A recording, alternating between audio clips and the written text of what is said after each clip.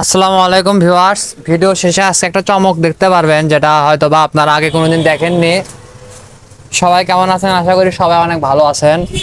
আমিও আল্লাহর রহমতে গরু ছাগল নিয়ে অনেক ভালো আছি। আর বিশেষ করে আমি অনেক খুশি হয়ে গেছি একটাই কারণে, কারণ আমার বাসা থেকে মনে করেন হঠাৎ করে মনে করেন যে বিয়ে শাদী দেওয়ার জন্য প্যারা উঠছিল। তো আসল কথা আমার বর্তমানে বিয়ে করার কোনো ইচ্ছা নাই, মানে বর্তমান 2-3 বছরে।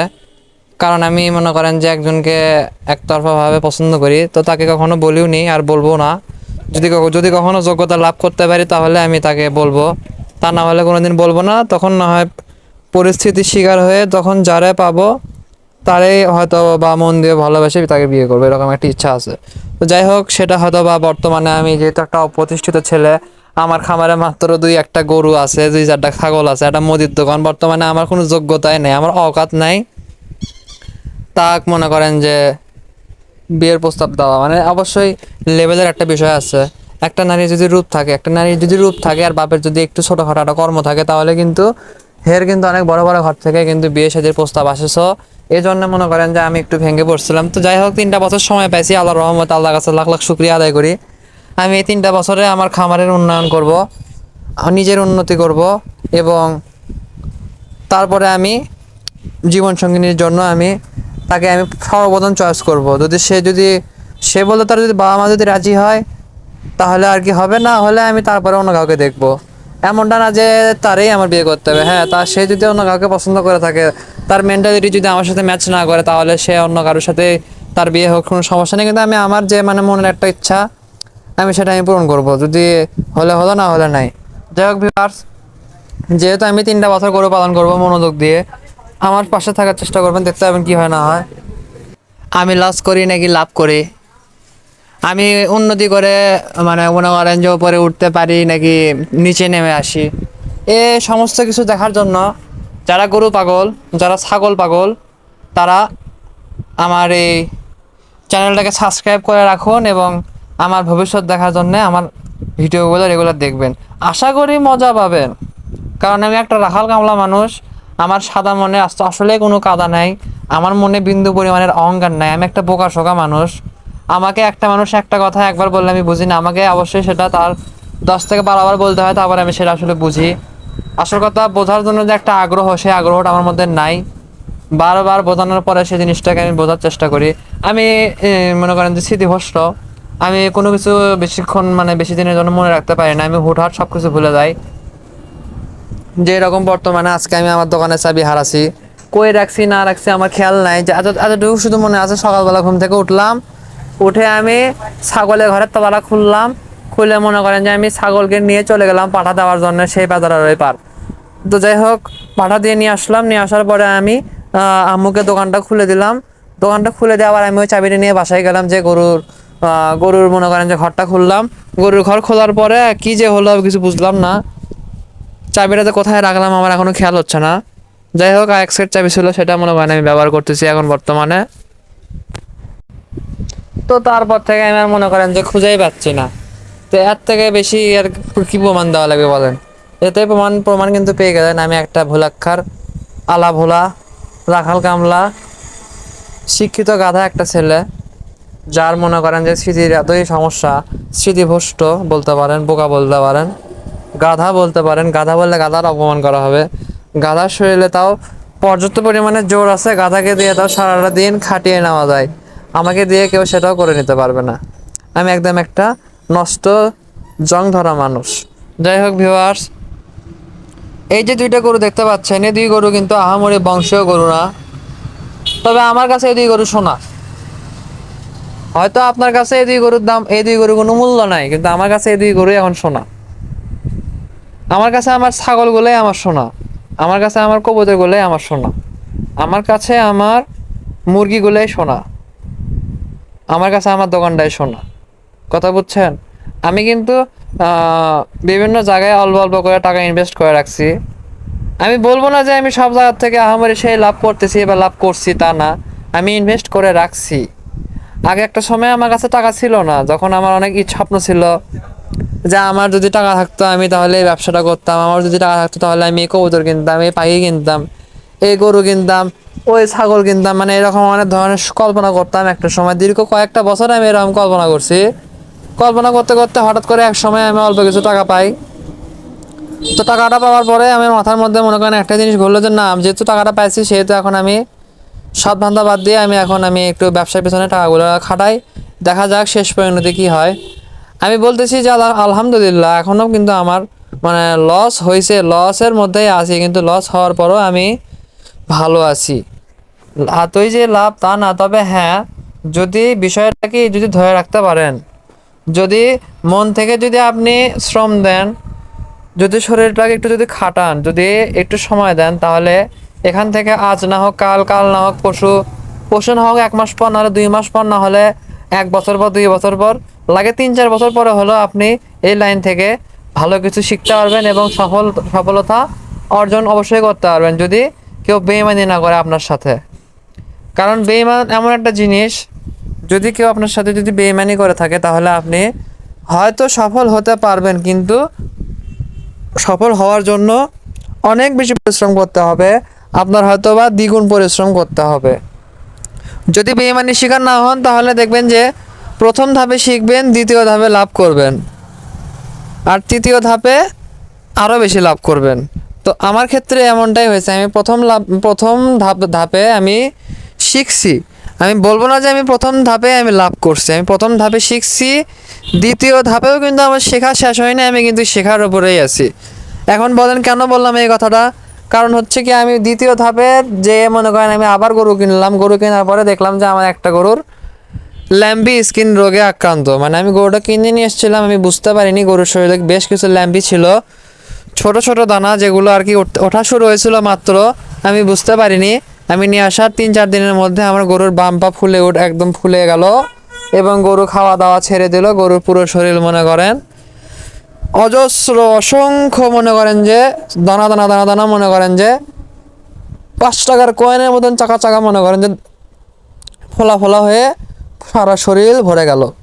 তো আমি তখন একদম হতাশ। আমি এখন চিন্তা করতেছি, আমি টাকাটা যে ইনভেস্ট করলাম, এখন যদি গরুটা মারা যায় তাহলে তো আমার টাকাটা একবারে শেষ হয়ে গেল। কিংবা গরুটাকে যদি আমি বিক্রি করে দেই তাহলে আমি তো 4 ভাগের 2 ভাগ টাকা পাবো। আবার গরুটা কি আদৌ সুস্থ হবে নাকি কি হবে, সব কিছু নিয়ে আমি মনে করেন একদম ভেঙে পড়ছিলাম। এবং আল্লাহর অশেষ রহমতে আমার এলাকার কিছু ভাই ব্রাদার আছে, মানে তারা আমার বিপদে আমার পাশে ছিল, সেটা আমি কৃতজ্ঞতা বোধ করি। কারণ আমি আমার এই গরুর চিকিৎসার ক্ষেত্রে কোনো রকমের ডাক্তারের পরামর্শ নেইনি, কোনো রকম ডাক্তারের চিকিৎসা নেইনি। আমার এলাকার 2-1টা বড় ভাই আছে, 1-2টা বন্ধু আছে, মানে বাংলা কথা একটা ওরা একটা ফ্যামিলি, ওরা নিজেরাই গরু পালন করে, ওদের নিজস্ব একটা খামার আছে, বড় খামার। তো ওরাই আমাকে বলছিল যে যাই হোক, গরুর যেহেতু ল্যাম্বি হয়েছে, ভয় পাস না, ভয় পাওয়ার কোনো কারণ নাই, চিকিৎসা করলে অবশ্যই সুস্থ হবে, তুই যত্ন কর। তারপরে ভাই ব্রাদারেরা আমাকে কিছু টিপস দিল, যেমন আমি বলি, এখন নিমের রস 1 মুঠ, আপনার হাত দিয়ে 1 মুঠ নিম পাতা নিবেন, তার সাথে মনে করেন যে একটা বড় মনে করেন যে রসুনের অর্ধেক করবেন, অর্ধেক নিয়ে মনে করেন এই নিম পাতা, রসুন, তারপরে লেবু, এই 3টা জিনিস, আর সাথে একটু গুড়া, মানে গুড় আছে না, গুড় মানে খেজুরের গুড় বলেন কিংবা কুষারের গুড়, এই জিনিসটা নেবেন অল্প একটু, আর খাবারের সোডা নেবেন 1 চামচ। এই কয়টা আইটেম যদি আপনারা একদম মনে করেন যে মিশ্রণ করবেন, এক কথায় জুসের মতন করে মিশ্রণ করে তরল বানাবেন, তরল বানানোর পরে একটু পানি মিক্স করে একটা মানে মজর বোতল হয়, একটা মজর ছোট ছোট বোতলটা আছে না, 20 টাকা দামের মজর বোতল, ওই মজর বোতলটাকে মধ্যে মনে করেন যে রসটাকে তুলবেন, তুলে আপনারা গরুকে সকালে 1বার বিকেলে 1বার খাওয়াবেন। 2 বেলা করে যদি খাওয়াতে পারেন, আমি আশা করি এটা হলো ল্যাম্বি স্কিন রোগের প্রথম চিকিৎসা। এই চিকিৎসাটা আপনি দিবেন। এই চিকিৎসার পাশাপাশি অবশ্যই ল্যাম্বি স্কিন হলে কিন্তু গরুর শরীরে জ্বর হয়, জ্বর সর্দি হতেই পারে স্বাভাবিক, কারণ যেহেতু শরীরে এত পরিমাণের বসন্ত উঠছে, তার সাথে আবার একটা পায়ের কবজি ফুলে উঠছে, কিংবা পায়ের কবজিতে রস হয়েছে, কিংবা বুকে রস হয়েছে, বিভিন্ন ধরনের সমস্যা হতে পারে একটা গরুর শরীরে, যার কারণে গরুর শরীরে অটোমেটিকলি জ্বর চলে আসে। সেই ক্ষেত্রে আপনারা 2টা ইঞ্জেকশন পাওয়া যায়, একটা হলো জ্বর কমানোর ইঞ্জেকশন, আর একটা হলো অ্যালার্জি কমানোর ইঞ্জেকশন। অর্থাৎ হচ্ছে এটা হলো কি মানুষের না, অবশ্যই ভেটেরিনারি ইঞ্জেকশন। তো আপনারা ডিরেক্ট মনে করেন যে ঔষধের দোকানে যাবেন, যে এই 2টা ওষুধ, যে বলবেন যে আমার গরুর তো অনেক জ্বর, আপনি আমাকে 2টা ইঞ্জেকশন দেন, মানে ইঞ্জেকশন বললে তারা আর কি ওটা বুঝতে পারবে, তখন দিয়ে দিবে। এবং তার পাশাপাশি 2টা অ্যালার্জি ইঞ্জেকশনও দিয়ে দিবে। এই 4টা জিনিস যখন আপনি নেবেন, বা আপনার যদি মানে আর্থিকভাবে যদি আপনি দুর্বল হয়ে থাকেন, তাহলে মানুষের যে খাবারের যে নাপাটা আছে না, আপনি শুধু এতটুকু শুনবেন, মানে যে আসলে গরু বিষয়ে জানে বোঝে, তাকে শুধু বলবেন যে ভাই আমার এই গরুটাকে একসাথে কয়টা নাপা খাওয়ালে এর জ্বরটা কন্ট্রোল হবে। আপনার গরুকে যদি 2টা নাপা খাওয়ানো যায়, তো 2টা নাপা গুঁড়ো করে আপনি মনে করেন যে খাওয়াই দিলেন। কিংবা যদি গরু যদি পানিতে যদি খেতে না চায়, তাহলে গরুর গালসি আছে না, গরুর দাঁতের তলে আপনার মনে করেন নাপাটা ঢুকে দিবেন, ওরা চিবিয়ে চিবিয়ে খেয়ে নেবে। বিভিন্নভাবে করা যায়। তো বিশেষ করে ল্যাম্পে স্কিন রোগের সময় কি হয়, রাতের বেলা করে গরুর শরীরের জ্বর আসে। তো আপনারা চেষ্টা করবেন রাত করেই এই গরুকে নাপা খাওয়াই দেওয়ার। বা আপনার যদি মনটা চায় যে ইঞ্জেকশন, তবে হ্যাঁ আমি বলতেছি ইঞ্জেকশনটা একটু বেশি ভালো কাজ করে। আর এই ইঞ্জেকশনগুলো কিন্তু পুশ করা কিন্তু খুব একটা কঠিন না, একটু সাহসের প্রয়োজন, কারণ এই ইঞ্জেকশনগুলো মাংসে প্রয়োগ করতে হয়, চামড়াতে না। আর মাংসে প্রয়োগ করা খুবই সহজ। তো যাই হোক, টানা 3-4 দিন এরকম একটু ইঞ্জেকশন করতে হবে। পাশাপাশি তো ওই নিমের রস যেটা বললাম আর কি, একটা মিশ্রণ, ওটা খাওয়াতেই হবে। ওটা মনে করেন টানা 1 মাস খাওয়াবেন। এবং দেখবেন যে এর ভিতরে দেখবেন যে আপনার গরুর খাওয়ার রুচিটা আল্লাহর মধ্যে ফেরত আসছে। এবং একটা জিনিস মাথায় রাখবেন, অনেক সময় দেখা যায় যে গরুর নাকের উপরে, জিবার উপরে কিংবা মুখের তলে মনে করেন যে ল্যাম্পি হয়, মানে গোটা গোটা হয়। তখন কি হয়, গরু মুখ নামিয়ে সরতেও খাইতে পারে না, গরু কোনো দানাদার খাবার কিছুই খেতে পারে না, কারণ লাগে।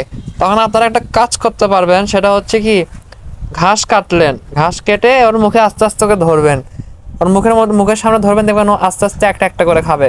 আমি বলতেছি না যে একসাথে মেলাগুলো করে খাবে, তা না, একটা একটা করে খাবে। যাই হোক ভিউয়ার্স, আজকের চমক এটাই, বারবারই একটা পাঠা।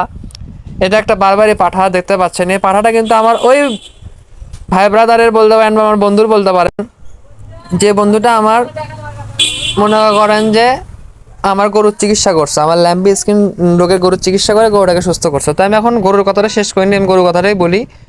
তো ভিউয়ার্স দেখেন, সুন্দর করে যখন দেখবেন যে গরুটার ওইভাবে খাওয়াবেন, খাওয়ালে কি হয়, গরু আস্তে আস্তে খাওয়াটা ধরে।